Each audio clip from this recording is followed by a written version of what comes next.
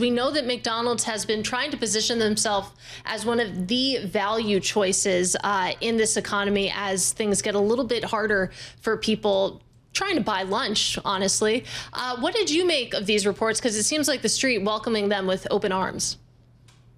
Yeah, thank you so much for having me on today. I think we were pleased by the print this morning. Honestly, it's been a really difficult environment for consumer companies reporting earnings, and in restaurants in particular. And relatively speaking, it was a pretty happy meal that McDonald's delivered.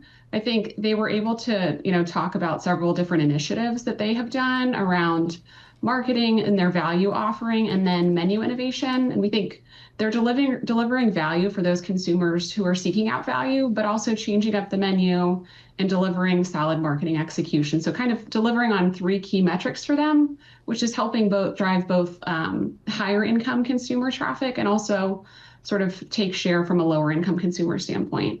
Well, let's talk about that breakdown a little bit more, because something that jumped out to me was you take a look at lower income customers.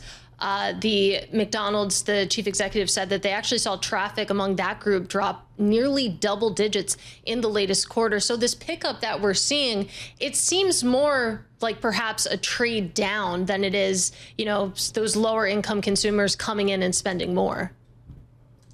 It does. I think we were encouraged to see from a higher income consumer, they talked about the industry data being up almost double digits, but conversely almost down double digits for the lower income consumer.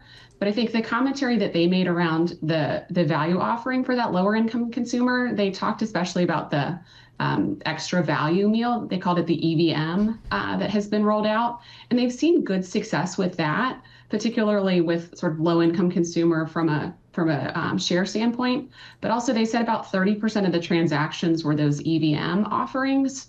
So we think the lower income consumer is obviously quite challenged, but we think McDonald's is offering the right value offerings for those consumers to continue to be able to drive traffic when that consumer is wanting and willing to eat out.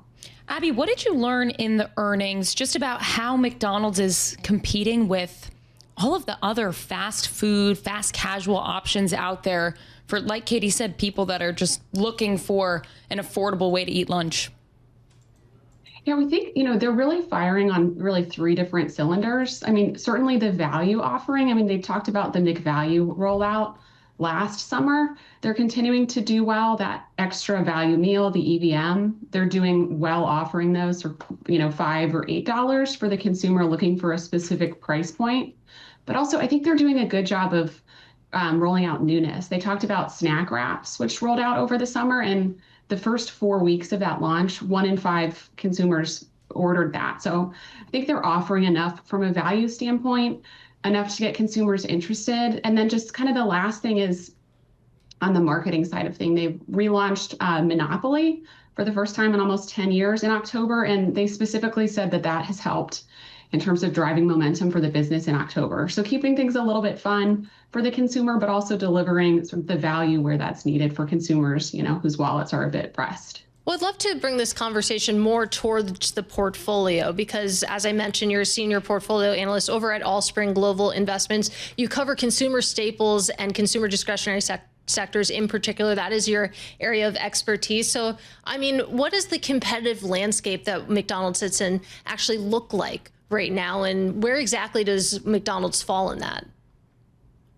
Yes, certainly. From a consumer standpoint, one of the things that we like about McDonald's is it's a bit more defensive, and you've seen that here of consumers are a bit stressed and strapped, and McDonald's is synonymous with value. For us, we see it as a way to obviously play from a discretionary standpoint, but an offering their offering is a bit more defensive in nature. So we see it as a bit more of a defensive staple.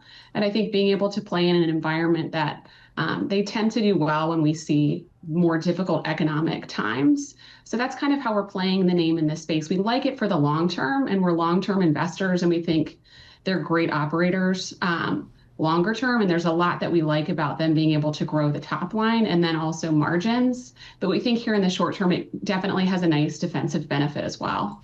What other consumer-focused names do you like right now if we're in this environment where consumers are a little bit more stretched? We think one of the most important things here is companies with healthy balance sheets, and particularly as we head into the holiday season. Just those companies who are able to, have solid balance sheets, have solid inventory levels, and, depending on how the consumer is going to react heading into holiday, if markdowns need to occur, that we want to make sure that those companies have healthy inventory positions. And then just also from a free cash flow standpoint, those companies who can generate free cash flow in excess of their peers, so that if economic times get more challenging and the consumer outside of the lower income consumer starts to change more materially, that those companies can control their own destiny.